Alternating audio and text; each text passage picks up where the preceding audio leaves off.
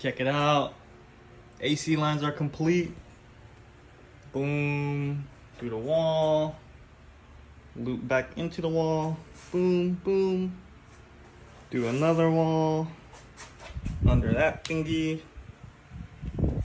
All the way over here. Woo. The exit. Through this metal one. Back to this thing. And then back to the wall. Oh yeah. Yo, what it is, guys? What's up? Lately, I've been featurifying my car.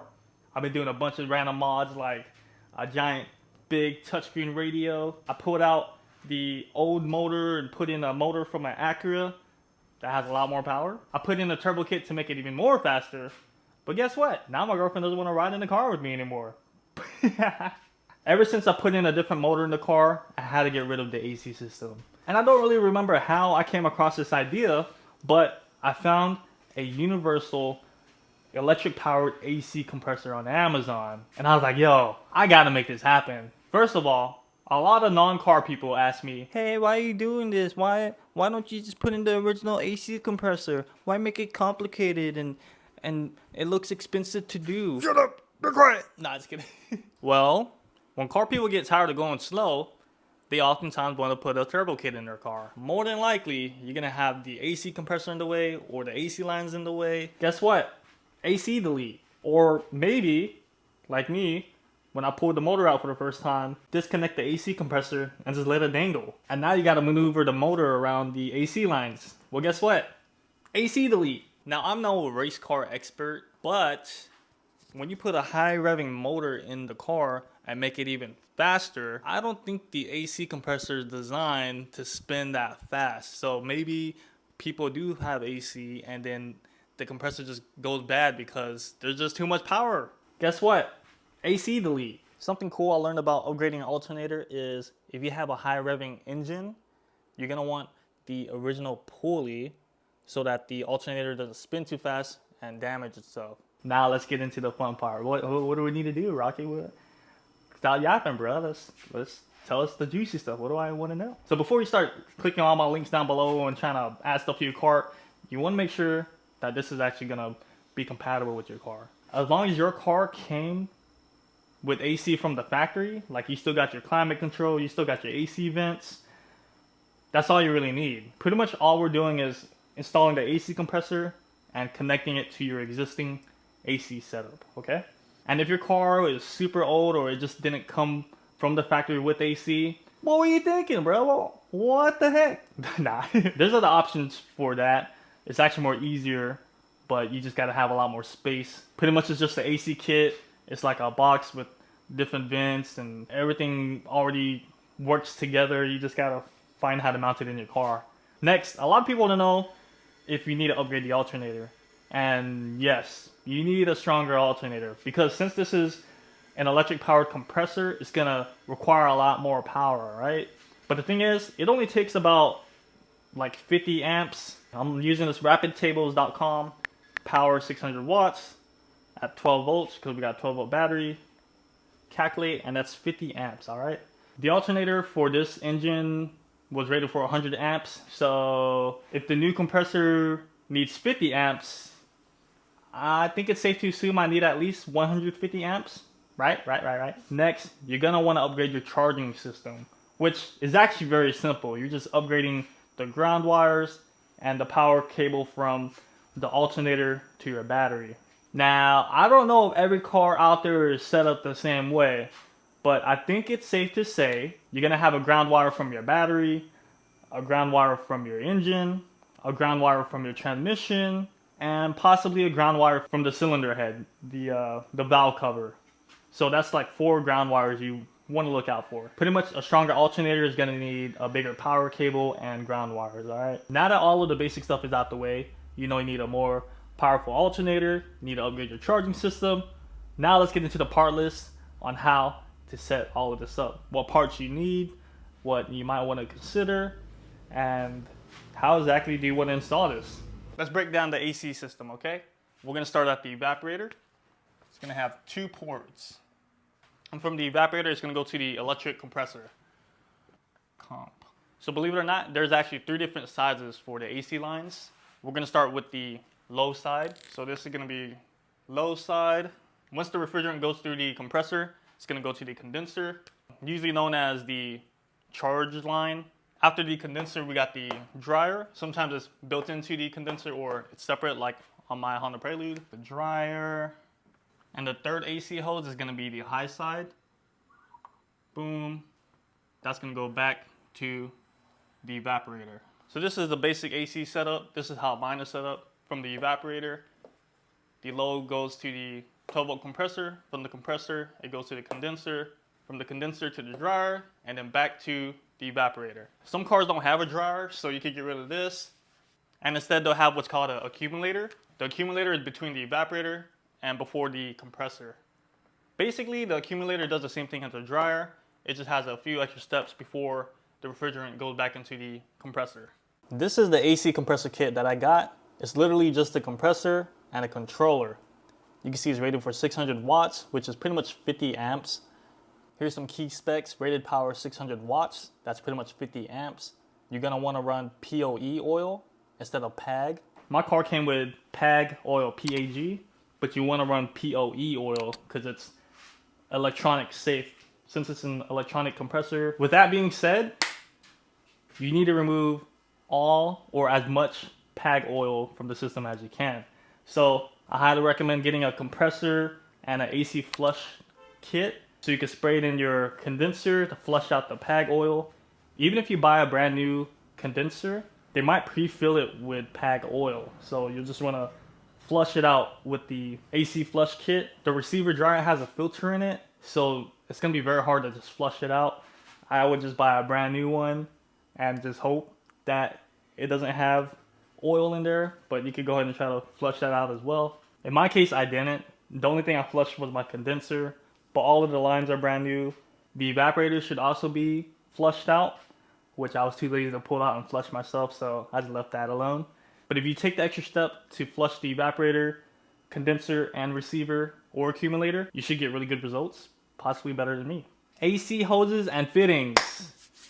There's actually 2 difficulties to this: easy mode and hard mode. Here in the States, if you have a domestic car like a Mustang, Ford, Cadillac, whatever, more than likely those use standard fittings. So you could buy an Amazon kit with standard AC hoses. So these will work easily. There's only like 3 different sizes for standards. Now if you have an import like a Honda, Nissan, Toyota, whatever else that use the metric bolts and whatnot, you're gonna have a hard time. I bought an AC hose kit on Amazon thinking it would work because it said standard size AC fittings. On my Honda, they use metric, and I had to figure out how to measure the different sizes. You're gonna have to bust out the feeler gauge and a digital caliper. I had to measure the threads on the evaporator and the receiver dryer over there. Boom. See, it says 10.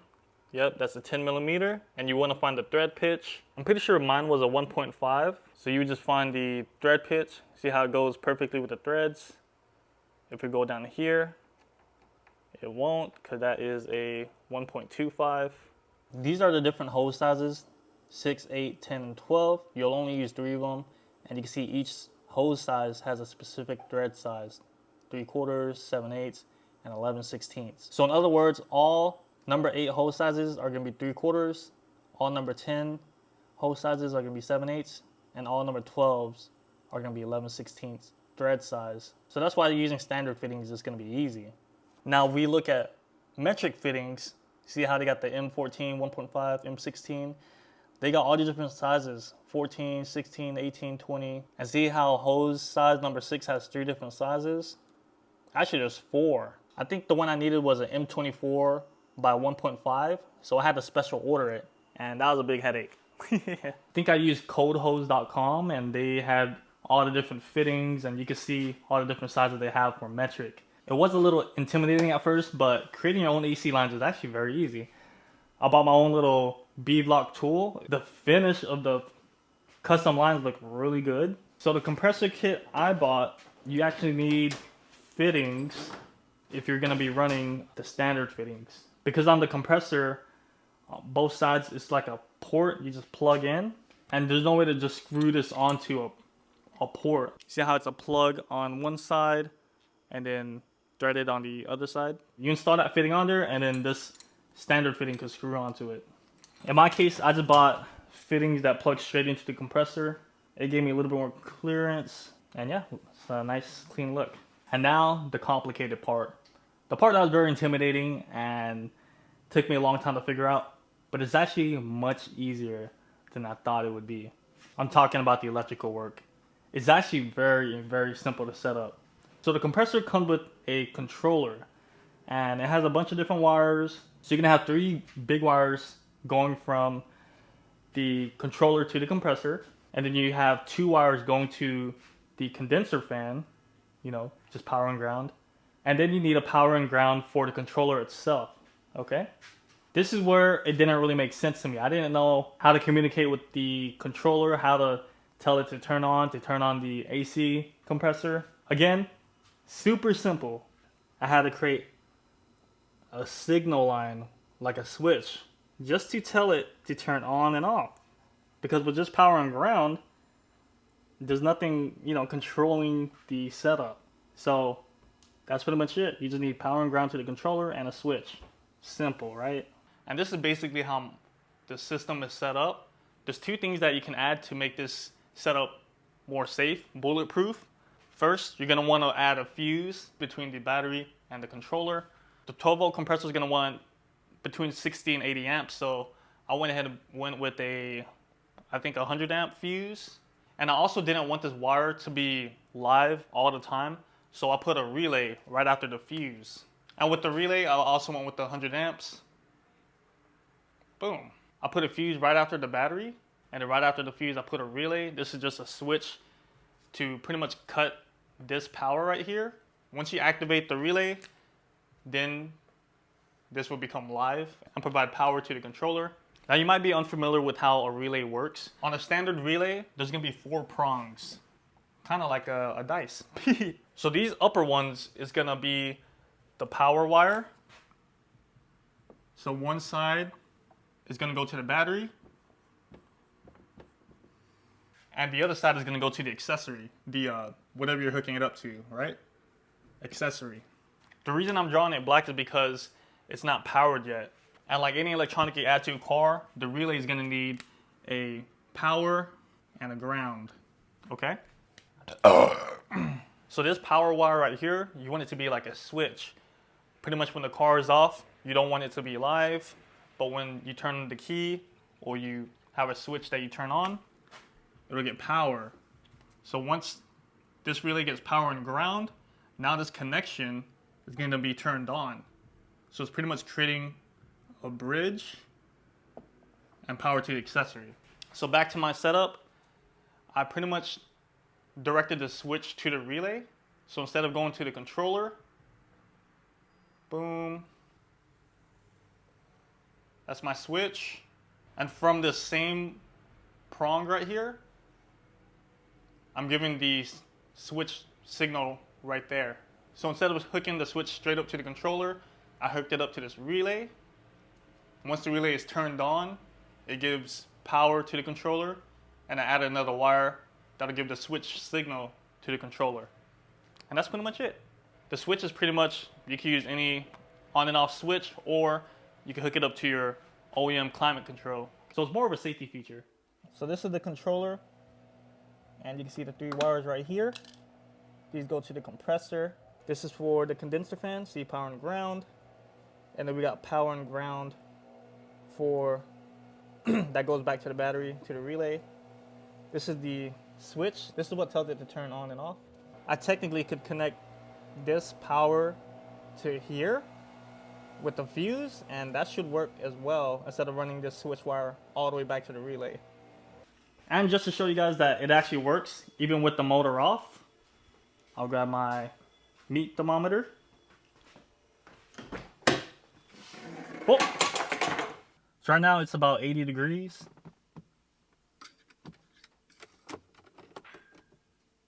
Or 79, right?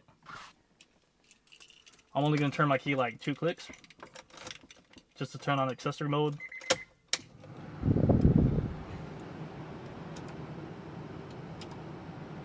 AC button is on. Look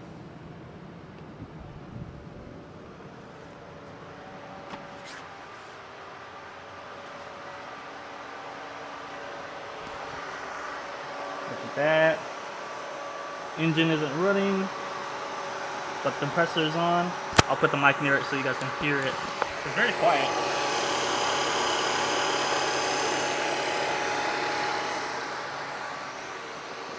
Okay, you can hear that my condenser fan is on. So you know it's set up correctly.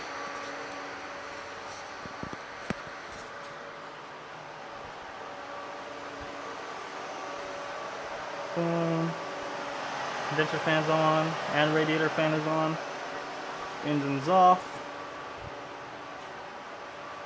I mean, it'll take a while for it to get cooler, but where are we at right now? Right now we are at 60 degrees and still going down. Nice, nice, nice, nice.